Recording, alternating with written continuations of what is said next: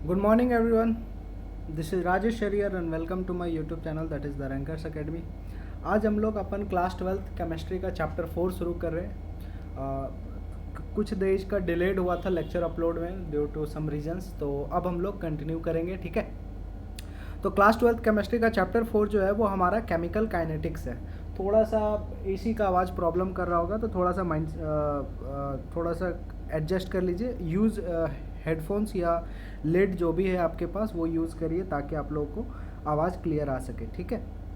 आज के लिए ही दिक्कत है, बाकी कल तो मैकेनिक को फ़ोन कर दिया। हाँ, यूज़ करते हैं। आज का चैप्टर क्या है? चैप्टर में अपन को पढ़ना है क्लास 12th का केमिकल काइनेटिक्स। है कितने मार्क्स का? तो ये 5 मार्क्स का आता है, ठीक है। This chapter is of 5 marks both in CBSE and JAC board. Important questions क्या है? अगर प्रीवियस 5 ईयर्स को एनालाइज किया जाए, पिछले 5 साल को, तो देखा गया है कि क्वेश्चन जो है वो rate of reaction, pseudo first order reaction, average rate, activation energy, rate constant या हाफ लाइफ या जीरो ऑर्डर या फर्स्ट ऑर्डर का डेरिवेशन, ये 6-7 इंपॉर्टेंट टॉपिक्स हैं। इस लेक्चर में क्या क्या कंटेंट है? तो पहला introduction of kinetics, chemical kinetics होता क्या है, रेट ऑफ केमिकल रिएक्शन, पूरा चैप्टर इसी पर डिपेंड है ना, पूरा का पूरा चैप्टर रेट पर ही डिपेंड है। रेट का मतलब क्या होता है। और उसके बाद आज का थर्ड पॉइंट हम लोग पढ़ेंगे factors affecting rate of reaction. किसी भी रिएक्शन का स्पीड किन किन बातों पर निर्भर करता है ना, what are the factors which affect the rate of a chemical reaction, ये चीज़ पढ़ेंगे। तो चलिए शुरू करते हैं। सबसे पहला अपन इंट्रोडक्शन, केमिकल काइनेटिक्स होता क्या है। केमिस्ट्री का वो ब्रांच जिसमें हम लोग रिएक्शन का स्पीड के बारे में पढ़ते हैं और उसको स्पीड को किस तरीके से बढ़ाया या घटाया जा सकता है, that branch of chemistry is known as chemical kinetics. मतलब देखो, हम लोग जानते हैं ना, जब भी अपन लोग बाइक चलाते हैं तो स्पीड को किस चीज़ से नापते हैं? वेलोसिटी से नापते हैं। मतलब हम लोग किसी भी व्हीकल का, किसी भी गाड़ी का स्पीड को अपन वेलोसिटी पे नापते हैं, है ना, रेट का उसको वेलोसिटी पे नापते हैं। ठीक उसी प्रकार किसी भी रिएक्शन का जो स्पीड है उसको हम लोग रेट ऑफ रिएक्शन में नापते हैं, है ना। तो केमिस्ट्री का वो ब्रांच जिसमें हम लोग रेट ऑफ रिएक्शन को मेज़र करेंगे या उसके बारे में पढ़ेंगे, मतलब रिएक्शन के स्पीड के बारे में पढ़ेंगे और क्या क्या फैक्टर्स है जो कि रिएक्शन के स्पीड को बढ़ा सकता है या घटा सकता है, उनके बारे में पढ़ाई करेंगे। वो ब्रांच को हम लोग केमिकल काइनेटिक्स कहते हैं। The branch of the chemistry which deals with the study of speed of reaction and the factors affecting it, ठीक है। अच्छा, कोई भी रिएक्शन होता है, सपोज दैट कोई एक रिएक्शन है A + B गिव्स C, ठीक है। तो कोई भी रिएक्शन है उसके लिए 3 इन्फॉर्मेशन काफ़ी इंपॉर्टेंट होता है, 3 जानकारी काफ़ी महत्वपूर्ण होता है। पहला, ये रिएक्शन होगा कि नहीं होगा, उसी को बोलते हैं स्पॉन्टेनिटी या फिजिबिलिटी ऑफ द रिएक्शन, कोई भी रिएक्शन होगा या नहीं होगा। दूसरा, अगर ये रिएक्शन होगा तो कितना हद तक होगा, मतलब क्या टोटल 100% रिएक्शन हो जाएगा या कुछ रिएक्शन होगा या कुछ परसेंटेज होगा, 50% ही हो पाएगा कंप्लीट या 70% ही हो पाएगा कंप्लीट, है ना। तो पहला इन्फॉर्मेशन होता है कि रिएक्शन होगा या नहीं होगा, उसको अपन क्या बोलते हैं अंग्रेजी में, केमिकल टर्म्स में फिजिबिलिटी ऑफ द रिएक्शन, मतलब रिएक्शन होगा या नहीं होगा। दूसरा, एक्सटेंट ऑफ द रिएक्शन, किस हद तक रिएक्शन होगा, मतलब रिएक्शन क्या टोटल कंप्लीट हो जाएगा या हाफ होगा या 3/4 होगा, ऐसा।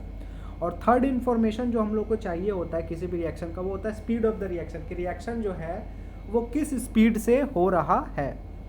तो स्पॉन्टेनिटी या फिजिबिलिटी ऑफ अ रिएक्शन हम लोग थर्मोडायनेमिक्स में पढ़ते हैं कि कोई भी रिएक्शन होगा कि नहीं होगा, वो कैसे पता चलता है? थर्मोडायनेमिक्स से। कैसे? थर्मोडायनेमिक्स में अगर किसी भी रिएक्शन का डेल्टा जी, मतलब Gibbs free energy less than 0 है यानी निगेटिव है, किसी भी रिएक्शन का गिब्स फ्री एनर्जी अगर निगेटिव है तो रिएक्शन वो होता है, और अगर डेल्टा जी ग्रेटर देन 0 हो गया तो वो रिएक्शन नॉन स्पॉन्टेनियस या नॉन फिजिबल होता है, मतलब वो पॉसिबल नहीं है। दूसरा, किस हद तक रिएक्शन होगा, कितना रिएक्शन होगा, ये भी हम लोगों ने क्लास 11th में ही पढ़ा है। किसमें? केमिकल इक्विलिब्रियम में। किसमें? Chemical equilibrium. Okay, chemical equilibrium क्या बताता है जी? केमिकल इक्विलिब्रियम में जो K आता था, इक्विलिब्रियम कांस्टेंट, वो बताता था कि रिएक्शन कितना परसेंट कंप्लीट हुआ, 50% कंप्लीट हुआ, 60% कंप्लीट हुआ, 80% कंप्लीट हुआ या 100% कंप्लीट हुआ, है ना। Third is speed of the reaction, और इस चैप्टर को इसी में पढ़ने वाले, मतलब इस चैप्टर में किस चीज़ के बारे में पढ़ेंगे? Speed of the reaction. ये आपने क्लास 11th का थर्मोडायनेमिक्स में पढ़ा। एक्सटेंट ऑफ द रिएक्शन भी क्लास 11th का आपने इक्विलिब्रियम में पढ़ा। स्पीड ऑफ द रिएक्शन जो है मतलब रेट, स्पीड को ही क्या बोलते हैं, रेट ऑफ द रिएक्शन। ये हम लोग पढ़ेंगे क्लास 12th का चैप्टर 4, जो कि चैप्टर 4 का नाम क्या है, काइनेटिक्स। तो ओवरऑल अगर समअप करें तो इस चैप्टर का इंट्रोडक्शन में हम लोग क्या पढ़ने क्या वाले हैं, किसी भी रिएक्शन का स्पीड को हम लोग नापेंगे, और रिएक्शन का स्पीड को हम लोग रेट से डिनोट बोलते हैं, उसको रेट ऑफ द रिएक्शन, और इसी की पढ़ाई को हम लोग केमिकल काइनेटिक्स कहते हैं। अब आते हैं सबसे बात कि रेट क्या होता है, वेलोसिटी क्या होता है, स्पीड क्या होता है ना। तो रेट का मतलब होता है it is the rate of the change of concentration with respect to time. अच्छा बच्चों याद करो, अगर किसी भी व्हीकल का, किसी भी गाड़ी का अगर तुमको वेलोसिटी निकालना है तो तुम क्या बोलते हो, rate of change of displacement with respect to time. मतलब डिस्प्लेसमेंट बटा टाइम या डिस्टेंस बटा टाइम को ही वेलोसिटी बोलते हैं। ठीक उसी प्रकार अगर रेट ऑफ द रिएक्शन है ना, वेलोसिटी गाड़ी का है तो वेलोसिटी को v से डिनोट करते हैं स्पीड को। अगर कोई केमिकल रिएक्शन है तो उसका स्पीड को r से डिनोट करते हैं, रेट ऑफ रिएक्शन। यहाँ पर डिस्टेंस चेंज हो रहा है लेकिन रिएक्शन में कंसंट्रेशन चेंज होता है, क्या होता है, डी बटा डी टी, मतलब change in concentration with respect to time. Change of concentration with respect to time को ही हम लोग क्या बोलते हैं, रेट ऑफ द रिएक्शन कहते हैं। ये याद रखिएगा। रेट का मतलब स्पीड, तो गाड़ी में है तो उसका डिस्टेंस या डिस्प्लेसमेंट चेंज होगा, और अगर अपन केमिकल रिएक्शन देख रहे हैं तो उसका कंसंट्रेशन चेंज होगा। तो कितना कंसंट्रेशन चेंज हो रहा है with respect to time is known as rate of the reaction. ठीक है, तो रेट ऑफ द रिएक्शन अपन को पता चल गया, rate of the reaction is equal to change in concentration बटा टाइम होता है। अब देखो फॉर्मूला लिख लो, यहाँ लिखा हुआ नहीं है मैंने। रेट का जो फॉर्मूला होता है किसी भी रिएक्शन का रेट का, वो फॉर्मूला होता है चेंज इन कंसंट्रेशन, मतलब डेल्टा सी बटा delta T. Delta C stands for change in concentration और delta T stands for time taken. तो कितना कंसंट्रेशन चेंज हो रहा है विथ रिस्पेक्ट टू टाइम, उसी को हम लोग क्या बोलते हैं, रेट बोलते हैं। अच्छा, रेट ऑफ रिएक्शन का कभी कभी फॉर्मूला होता है डी सी बटा डी टी, मतलब differentiation of concentration with respect to time. ये भी होता है, दो दो होता है, याद रखना। इसको हम लोग एवरेज रेट बोलते हैं और इसको हम लोग इंस्टेंटेनियस रेट बोलते हैं। जस्ट अगले स्लाइड में हम लोग पढ़ेंगे टाइप्स ऑफ रिएक्शन। दो प्रकार का होता है, एक एवरेज रेट होता है औसत रेट, और एक इंस्टेंटेनियस, उस इंस्टेंट पर क्या था। तो अभी आप लोग बस ये जानो कि रेट ऑफ द रिएक्शन का मतलब होता है चेंज ऑफ कंसंट्रेशन बटा टाइम या with respect to time. Rate is equal to formula change in concentration बटा टाइम, फॉर्मूला लिख ही लिए होगे, rate is equal to delta सी बटा डेल्टा टी, है ना। अब आते हैं मुद्दे की बात पे कि रेट का एसआई यूनिट क्या होता है। 1 मार्कर में पूछा गया जैक बोर्ड में। देखो रेट का फॉर्मूला क्या है, चेंज इन कंसंट्रेशन बटा चेंज इन टाइम। कंसंट्रेशन का फॉर्मूला क्या होता है, मोलरिटी ही तो लेते हैं, मतलब मोल पर लीटर, और टाइम नीचे है, टाइम नीचे मतलब सेकेंड। इसका मतलब क्या हो गया, इसका ऐसा यूनिट हो जाएगा mole litre inverse second inverse. याद रखिएगा, the SI unit of rate of reaction is mole per liter per second। Clear है। रेट ऑफ रिएक्शन कितने प्रकार के होते हैं, तो रेट ऑफ रिएक्शन जनरली 2 प्रकार को हम लोग को पढ़ना, होने का तो बहुत होता है, लेकिन अपन लोग को क्लास 12th के लिए क्या पढ़ना, 2 प्रकार का। एक होता है एवरेज रेट ऑफ रिएक्शन और एक होता है इंस्टेंटेनियस, जैसे इनो काम करता है ना, एट वंस, इंस्टेंट मतलब कम समय में। Average rate of the reaction क्या बोलता है, रेट ऑफ रिएक्शन अगर लंबा इंटरवल के लिए है ना, जाहिर से बात है, क्रिकेट अगर देखते होगे तो आप लोगों को पता होगा हर एक बैट्समैन का क्या होता है, एवरेज निकाला जाता है।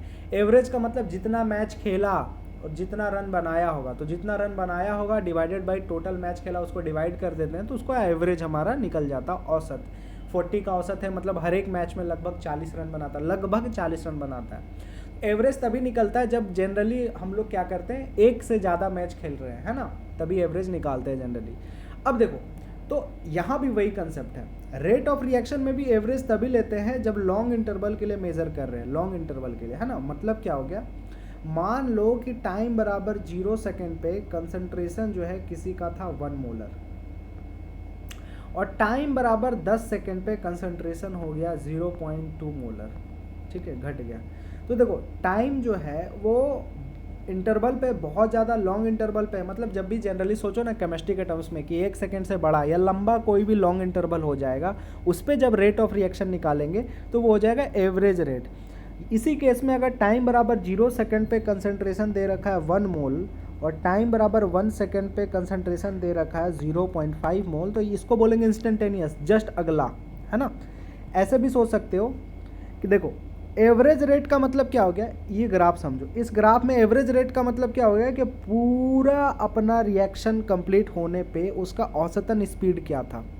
इसका मतलब क्या हुआ, और अच्छे से समझना है तो बस गाड़ी का एग्जांपल ले लो, है ना, या मोटर बाइक का एग्जांपल ले लो।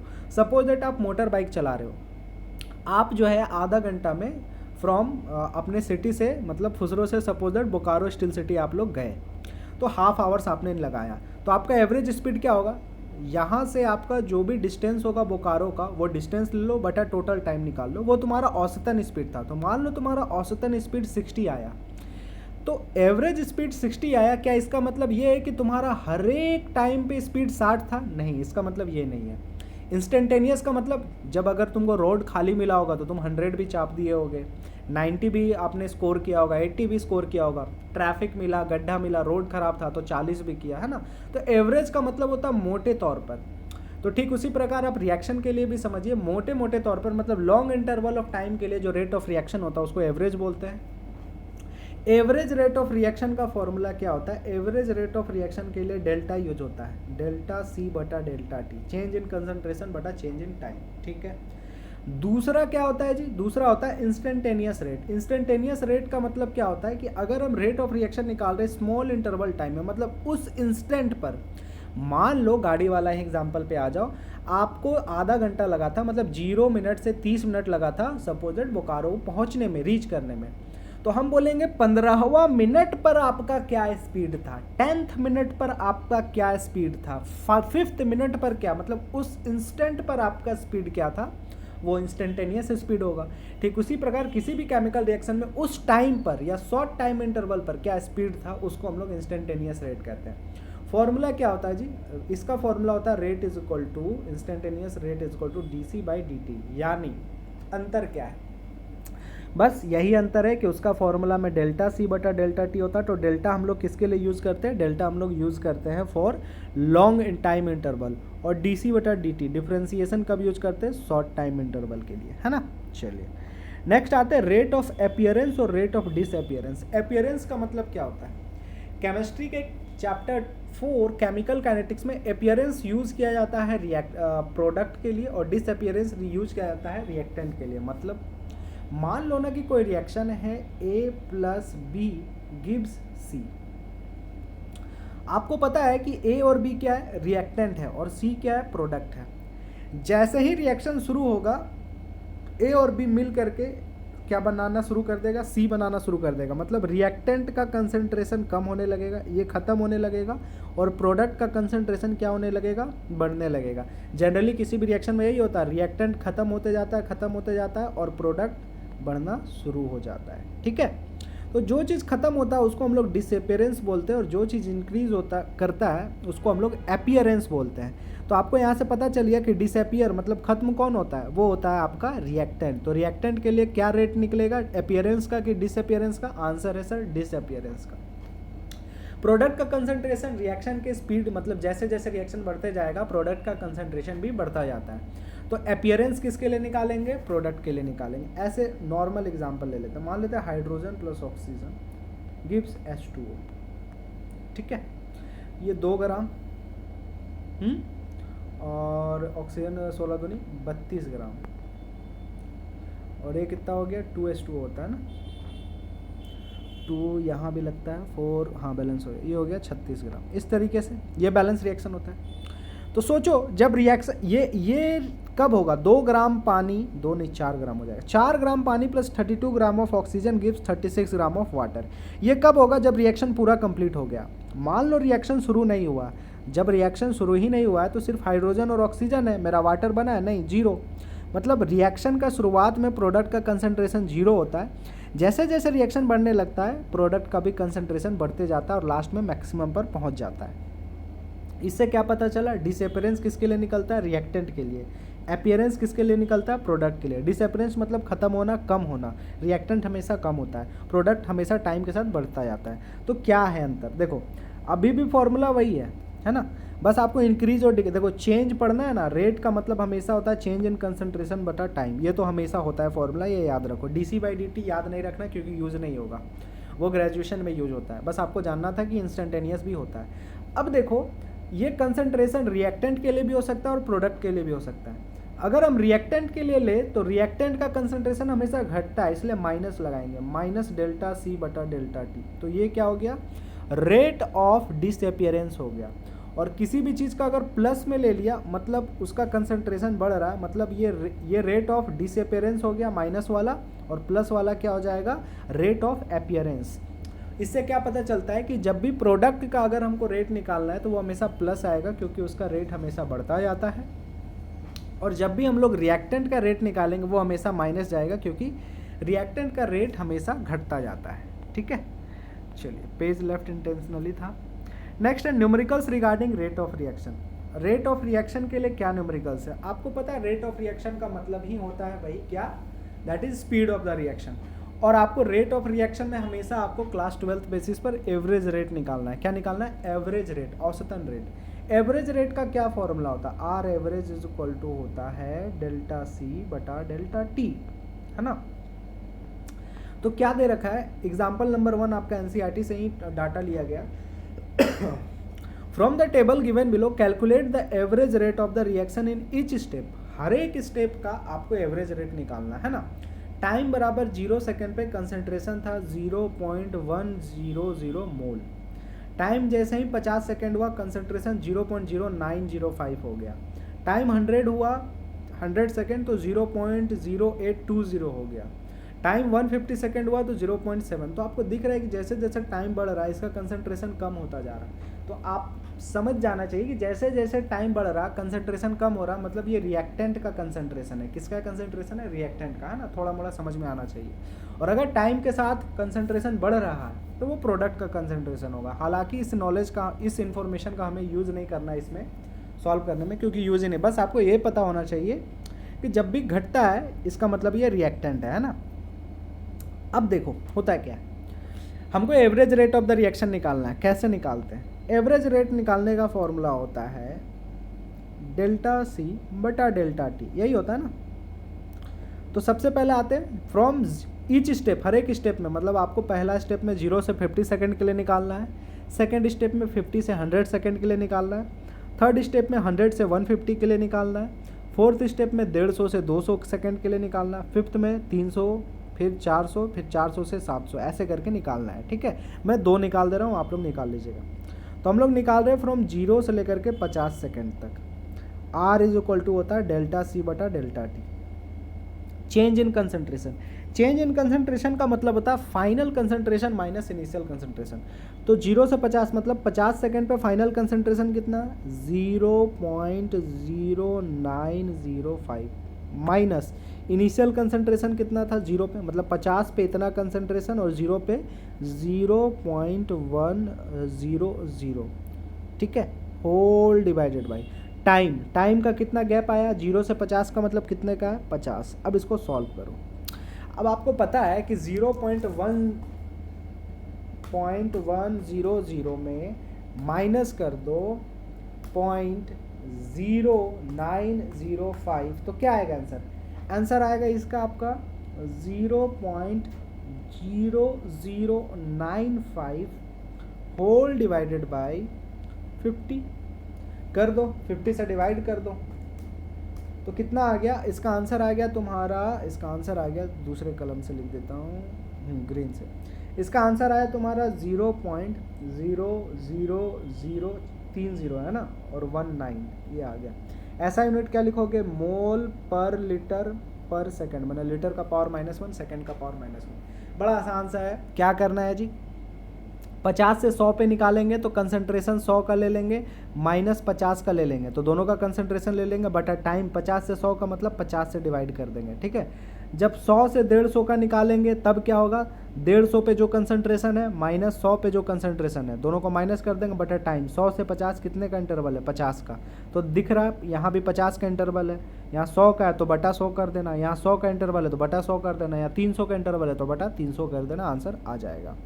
ठीक है, नेक्स्ट आपका एनसीईआरटी का ही क्वेश्चन है, इन टेक्स्ट का 4.1, for the reaction R gives P, मतलब कोई रिएक्शन है जिसमें रिएक्टेंट प्रोडक्ट बना रहा है, the concentration of reactant, concentration change हो गया 0.03 से 0.02 मोल बन गया है 25 मिनट में। तो आपको जाहिर सी बात है कंसंट्रेशन चेंज कम हो रहा है, मतलब ये रिएक्टेंट के लिए बोल रहा है, तो हमको उससे कोई मतलब नहीं, एवरेज रेट निकालना है।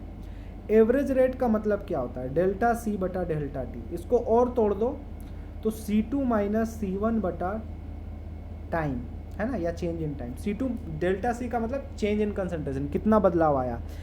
पहले कितना था C2 फाइनल कितना हो गया 0.02 माइनस C1 शुरू में कितना कंसंट्रेशन था 0.03 बटा टाइम कितना 25 मिनट, तो 25। अब जाहिर से बात है 0.02 में 0.03 घटाएंगे तो कितना आंसर आएगा, माइनस में 0.01 आएगा, माइनस में 0.01, और टाइम कितना है 25 है ना। तो कर दो 0.01 डिवाइडेड बाई 25, आंसर कितना आ गया, इसका आंसर आ गया 0.0004 माइनस में, है ना। आंसर क्या हो जाएगा, मोल पर लीटर, और यहाँ मिनट इन्वर्स कर देना क्योंकि टाइम मिनट पे दिया हुआ है, ठीक है। इसी में और एक पार्ट क्या बोल रहा है, आपको सेकंड में भी निकालना, तो बस मिनट को सेकंड में कैसे कर दो, 60 से गुना कर लो, 25 6 1500 सेकंड हो जाएगा, है ना। तो एवरेज रेट अब क्या हो जाएगा, अब हो जाएगा C2 माइनस C1 बटा डेल्टा टी के जगह 1500 लिख देना। C2 माइनस C1 का वैल्यू कितना आ रखा है, माइनस 0.01 बटा 1500, कर दो, आपका आंसर आ जाएगा। मोल पर लीटर पर सेकेंड इसका ऐसा यूनिट होगा क्योंकि टाइम हमने सेकेंड पे लिया है, ठीक है। नेक्स्ट आता है factors affecting the rate of reaction. ये जैक बोर्ड में डायरेक्टली पूछ रखा है 3 नंबर में, कि क्वेश्चन डायरेक्टली ऐसा आया हुआ है 2 साल, प्रीवियस 5 साल में 2 बार पूछ रखा है कि what are the factors which affect the rate of reaction. किसी भी रिएक्शन का स्पीड किस किस बातों पर निर्भर करता है। ऐसे सोचो ना, अगर आप कोई बाइक आपने खरीदा है, ठीक है, सपोज दैट आपने कोई बाइक खरीदा है, दुकाती खरीदा है, KTM खरीदा है, पल्सर खरीदा, और एक आपका बजाज का प्लेटिना खरीदा है ना। तो किसका स्पीड ज़्यादा होगा, जाहिर से बात है डुकाटी KTM का स्पीड ज़्यादा होगा, और किसका स्पीड कम होगा, बजाज प्लेटिना का स्पीड कम होगा, है ना। तो कैसे पता चला कि उसका स्पीड ज़्यादा होगा, देखो उसका सीसी, इंजन का जो सीसी होगा वो हैवी गाड़ी होगा तो उसका सीसी ज़्यादा होगा, प्रेशर ज़्यादा होगा, फलना ढकना ज़्यादा होगा, गियर ज़्यादा होगा, फालतू जितने भी बाकी सारे उसके स्पेसिफिकेशंस है वो अधिक होंगे, है ना। ठीक उसी प्रकार रिएक्शन का स्पीड, तो देखो गाड़ी का स्पीड उसके इंजन पर डिपेंड किया, कितने सीसी का है, पावर ऑफ इंजन क्या है, हॉर्स पावर कितना, ये सब पे डिपेंड किया। ठीक उसी प्रकार रिएक्शन किस स्पीड से मतलब तेज होगा, रिएक्शन का स्पीड या कम होगा, वो डिपेंड करता है 4 फैक्टर पर। पहला, उस रिएक्शन का प्रेशर कितना है, और जो भी रिएक्शन में रिएक्टेंट और प्रोडक्ट हो रहा है उसका गाढ़ापन यानी कंसंट्रेशन कितना है, रिएक्शन का टेम्परेचर कितना और कैटलिस्ट कितना। आप लोग ने क्लास 10th में पढ़ा है कि कैटलिस्ट का काम क्या है, कैटलिस्ट हमेशा रिएक्शन का स्पीड को बढ़ा देता है, तो कैटलिस्ट हमेशा रिएक्शन का स्पीड को इंक्रीज कर देगा। तो जैसे ही कैटलिस्ट लगाएंगे रेट ऑफ रिएक्शन इंक्रीज हो जाएगा। आप लोगों ने टेम्परेचर के बारे में भी पढ़ा है कि जैसे ही टेम्परेचर अधिक करते हैं रेट ऑफ रिएक्शन क्या हो जाता है, इंक्रीज हो जाता है। और प्रेशर और कंसंट्रेशन से क्या होता है, कैसे होता है, वो हम लोग अगले लेक्चर मतलब 3rd लेक्चर में देखेंगे। बस आपको अभी ये याद रखना है 4 पॉइंट्स। क्वेश्चन ऐसे आया हुआ था, what are the factors affecting the rate of reaction. अगर 2 नंबर में आया हुआ है तो आप लोग डायरेक्टली बस 4 पॉइंट लिखोगे। The factors which affect the rate of reaction are pressure, concentration, temperature and catalyst. ठीक है, तो that's all from today's lecture. आज ही कोशिश करते हैं कि 2nd लेक्चर को भी अपलोड किया जाए। 2nd लेक्चर में देखेंगे क्या क्या पढ़ेंगे। तो आप लोगों को बेसिकली इसमें जानना क्या था, केमिकल काइनेटिक्स होता क्या है, रेट ऑफ रिएक्शन को निकालेंगे। रेट ऑफ रिएक्शन 2, एवरेज और इंस्टेंटेनियस। एवरेज लंबा के लिए, इंस्टेंटेनियस उस समय के लिए। न्यूमेरिकल हमने देखा, factors affecting rate of chemical reaction देखा। That's all from today's first lecture.